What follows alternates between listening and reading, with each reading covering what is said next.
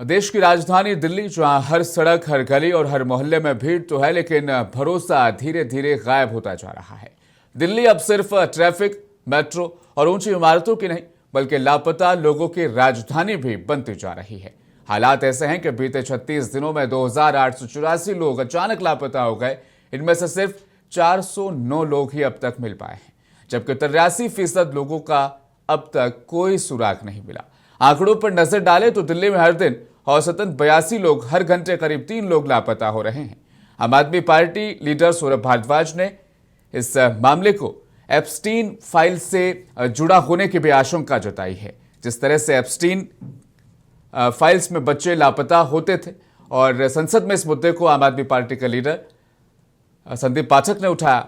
उन्होंने कहा, यह सिर्फ कोई तादाद नहीं, बल्कि सैकड़ों परिवारों का दर्द है, जिनकी रातें जागते हुए और दिन पुलिस थानों के चक्कर काटते बीत रहे हैं। सबसे चिंताजनक बात यह है कि जिन लोगों का अब तक कोई सुराग नहीं मिला, उनमें 616 बच्चे और 3772 यानी 1372 महिलाएं शामिल हैं। लापता बच्चों की तादाद ने हालात को एक बार फिर गंभीर बना दिया।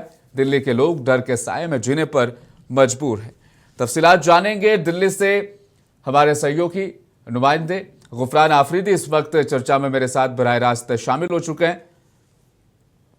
उनसे तफसीलात हासिल करने की कोशिश करेंगे। हालांकि इस पूरे मामले पर पुलिस ने लोगों से अपील की है कि ऐसी अफवाहों पर भरोसा ना करें और किसी भी जानकारी को साझा करने से पहले उसकी सच्चाई को जरूर जांच ले। दरअसल दिल्ली पुलिस ने सोशल मीडिया प्लेटफॉर्म एक्स पर एक पोस्ट के जरिए बताया कि जांच करने पर उन्हें पता चला है कि दिल्ली में लापता लड़कियों की तादाद बढ़ने की बात पैसे देकर किए प्रमोशन के जरिए फैलाई जा रही है। पुलिस ने इस पूरे मामले पर कहा है कि पैसे के लिए लोगों में डर फैलाना बिल्कुल भी बर्दाश्त नहीं किया जाएगा और ऐसा करने वालों के खिलाफ सख्त और कड़ी कार्रवाई की जाएगी। हालांकि संदीप पाठक ने मुद्दा कल संसद में उठाया और दिल्ली को लापता राजधानी के नाम से उन्होंने वहां पर बातचीत की और सौरभ भारद्वाज की प्रेस कॉन्फ्रेंस बेहद चिंताजनक चिंता जाहिर करते हुए उन्होंने कहा कि जिस तरह से एप्स्टीन का जिक्र देश भर में जारी है और दिल्ली में बच्चों का, लड़कियों का मिसिंग होना, उनका सुराग ना मिलना एक बड़े चिंताजनक हालात को यहां पर जाहिर कर रहा है। गुफरान आफरीदी हमारे सहयोगी दिल्ली से मेरे साथ राब्ते में हैं। उनसे दिल्ली में फिलहाल किस तरह का माहौल है? गुफरान, जाहिर तौर पर इतनी बड़ी तादाद में जब लोग पहले ही महीने में गायब होना शुरू हो जाते हैं तो चिंताएं बढ़ जाती है। भय और दहशत का माहौल है दिल्ली में। किस तरह की बातचीत लोग आपस में कर रहे हैं फिलहाल? देखिए राहिम, ये बात यकीनी तौर पर है, ये बहुत ही ज्यादा तशवीशनाक बात है और सरासीन की फैलने भी एक जाहिर सी बात है, क्योंकि जिस तरह की सूरत हाल है वो बहुत ज्यादा तशवीशनाक है। अगर हम बात करें दिल्ली के अवाम के अंदर, दिल्ली के शहरियों के अंदर बहुत ज्यादा डर खौफ का माहौल है और खास तौर से वो बच्चे और वो बच्चियां खास तौर से अपने आप को निकलने में कहीं ना कहीं डर और खौफ का मतलब माहौल महसूस कर रही हैं। वो जो मुस्तकिल तौर पर जिस तरह से पढ़ाई के लिए जाती हैं या फिर वो लोग जो नौकरी पेशा खवातीन हैं या फिर जो बच्चियां हैं, तो ये इस पूरे मामले के अंदर हालांकि एक मैं समझता हूं कि पूरी तरह से एक सियासी हो रही है, इस पर सियासत हो रही है। आम आदमी पार्टी प्रेस कॉन्फ्रेंस करती है, उधर बीजेपी जो इस वक्त रूलिंग पार्टी में है, खासतौर से आशीष सूद जो गृह मंत्री है दिल्ली के, वो भी प्रेस कॉन्फ्रेंस करते हैं। वो भी कहते हैं कि इस तरह की जो सूरत हाल मतलब दोनों एक दूसरे को मतलब मौरिद इल्जाम ठहराते हैं। लेकिन कहीं ना कहीं अगर आप देखिए दिल्ली के शहरों की कोई भी बात नहीं होती है। आप ये देखिए कि दिल्ली की क्योंकि जाहिर सी बात है दिल्ली एक राजधानी है, उसके बावजूद भी सारी चीजें सामने नहीं आती हैं। दिल्ली पुलिस कहां पर है, किस तरह से क्या काम कर रही है, पूरी तरह से वो नाकाम और फेल साबित होती है। आप ये भी देखिए कि दिल्ली पुलिस के देवेंद्र श्रीवास्तव या जो दिगर जो पुलिस के अफसरान है, वो ये वाली बात तो कह रहे हैं कि आप किसी भी तरह से अफवाह या र्यूमर्स ना फैलाएं, लेकिन जब अगर कोई ये वाली बात बिल्कुल हकीकत से आगाह कर रहा है, आप उसको किसी ना किसी तरह प्रेशर बनाने की कोशिश कर रहे हैं, जबकि ये बात पूरी तरह से वाज़ेह हो चुकी है। बच्चे या फिर लड़कियां या ऐसे जो लोग हैं जो गायब हो रहे हैं। लेकिन सबसे बड़ी चिंता दरअसल ये है गुफरान के जो लोग लापता हो रहे हैं उनके सुराग नहीं मिल रहे हैं। ये क्योंकि हाई टेक्निक चीजें पुलिस इस्तेमाल करती है तलाश करने के लिए, उन्हें ट्रेस किया जाता है, लेकिन सुराग तक नहीं मिल पा रहा। ये बड़ी चिंता का विषय अपने आप में। जी बिल्कुल राहिम, ये बिल्कुल चिंता का विषय तो है ही है, क्योंकि जाहिर सी बात है आप दिल्ली की क्योंकि हम राजधानी में रहते हैं, राजधानी में ये सब चीजें होती हैं। इतना यहाँ पर सीसीटीवी कैमराज हैं, यहाँ पर जो तमाम जो इंटरनेट की सहूलियात हैं, या लोगों के पास मोबाइल फोन है, लेकिन उसके बावजूद भी लोगों का पता लगाने में दिल्ली पुलिस या जो इंतजाम है वो पूरी तरह से नाकाम साबित हो रही है। ये बड़ा ही सवालिया निशान है, और खास तौर से दिल्ली पुलिस और जो इंतजाम है वो पूरी तरह से मुर्दे इल्जाम है, मतलब कि उन पर पूरी तरह से इल्जाम लगाने की ही बात है, क्योंकि आप कहां पर सोए हुए हैं दिल्ली की आवाम की। अच्छा, पुलिस ने गुफरान सिर्फ एडवाइजरी जारी की है, साथ ही ये भी कहा कि अफवाह ना फैलाएं, जो अफवाह फैलाएगा उनके खिलाफ सख्त कार्रवाई की जाएगी। अभी तक एक ऑफिशियल एक बड़ी प्रेस कॉन्फ्रेंस के इन लोगों को हम ढूंढने की किस तरीके से कोशिश कर रहे हैं। ऋतिक, एक जो बच्चा गायब हुआ था, उसके हवाले से उनके वालिदैन ने जब मीडिया के सामने आकर कहा कि हमने खुद अपने बच्चे को ढूंढा है, ये बड़े सवालिया निशान दरअसल पुलिस प्रशासन महकमे पर भी खड़े कर रहा है।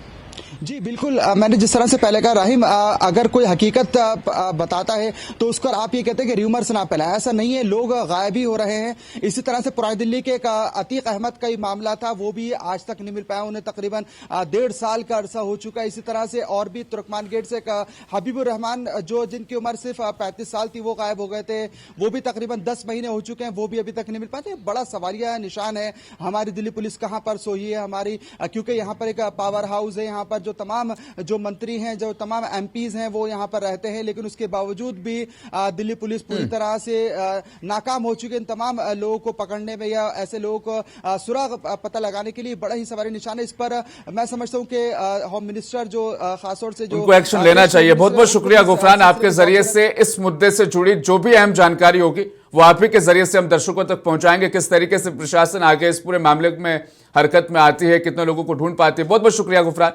बढ़ेंगे खबरों की जानिब आगे। हरियाणा का सीएम नायब सिंह सैनी ने प्रधानमंत्री नरेंद्र मोदी के कार्यक्रम परीक्षा पर चर्चा का लाइव प्रसारण देखा। इस मौके पर सीएम कैथल में मौजूद थे, और जिस कार्यक्रम में सीएम थे वहां पर बड़ी तादाद में स्टूडेंट्स, उनके वालिदैन और टीचर्स भी मौजूद रहे। इस प्रोग्राम का लाइव प्रसारण खत्म होने के बाद सीएम नायब सिंह सैनी ने स्टूडेंट्स से भी बातचीत की। उन्होंने कहा कि एग्जाम की तैयारियों को लेकर जो तनाव, जो स्ट्रेस के जो हालात रहते हैं, उनसे किस तरीके से निपटना है, पॉजिटिव सोच के साथ आगे बढ़िए, अच्छे से एग्जाम लिखिए और अच्छे मार्क्स हासिल कीजिए।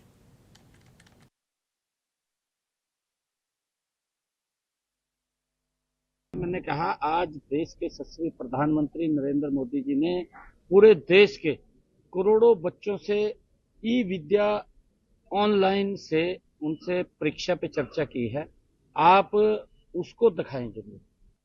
मैंने कहा, आज देश के यशस्वी प्रधानमंत्री नरेंद्र मोदी जी ने पूरे देश के करोड़ों बच्चों से ई विद्या ऑनलाइन से उनसे परीक्षा पे चर्चा की है, आप उसको दिखाएं जरूर। दिल्ली में जल बोर्ड के द्वारा खोदे गए गड्ढे में गिरने से एक बाइक सवार की मौत हो गई है। इस मामले में दिल्ली सरकार ने जांच के आदेश फिलहाल जारी कर दिए हैं। शहरी विकास मंत्री आशीष सूद ने बताया कि घटना की जांच कर दोषियों के खिलाफ कार्रवाई की जाएगी। जनकपुरी में गड्ढे में गिरने से यह बाइक सवार की मौत हुई है। ये गड्ढा आप देख पा रहे हैं, देर रात बाइक सवार इस गड्ढे में गिर जाता है अंधेरा होने की वजह से। इस हादसे पर दिल्ली के मंत्री आशीष सूद ने कहा कि उन्हें सुबह करीब 8:30 बजे इस घटना की जानकारी मिली। मौके पर वो पहुंचे हैं, उन्होंने इसे बेहद दुखद घटना बताया। मंत्री ने कहा कि मामले की जांच के आदेश दिए गए हैं और अगर किसी की लापरवाही सामने आती है तो उसे बख्शा नहीं जाएगा। साथ ही पुलिस सीसीटीवी फुटेज देखकर हादसे की वजह और पूरी घटना की कड़ी समझने की कोशिश कर रही है। हालांकि बताते चले, इससे पहले नोएडा में भी गड्ढे में गिरने से युवराज की मौत हुई थी, लेकिन उस हादसे से किसी ने कोई सबक हासिल नहीं किया। दुखद घटना है जिसमें एक नौजवान की असमय अकाल मृत्यु हुई है। जल बोर्ड ने 3 दिन पहले ही सभी सुरक्षा मानकों के ऑडिट किए थे, सर्कुलर जारी किया था। उसके बावजूद बैरिकेड, अभी जो अपीयरेंटली दिखता है बैरिकेड्स थे, मगर यहाँ के पुलिस सीसीटीवी जांच रही है, कैसे दुर्घटना हुई उसको जांचने की कोशिश कर रही है। बाइक सवार की मौत के बाद परिजनों और दोस्तों ने प्रशासन पर लापरवाही का इल्जाम लगाया। मृतक के परिवार के एक सदस्य ने कहा कि यह पूरी तरह से लापरवाही है। इस मामले पर आम आदमी पार्टी के लीडर सौरभ भारद्वाज ने प्रेस कॉन्फ्रेंस करते हुए कहा, दिल्ली सरकार ने नोएडा हादसे के बाद कोई सीख सबक नहीं लिया। यह हादसा नहीं, दिल्ली सरकार के द्वारा की गई हत्या है।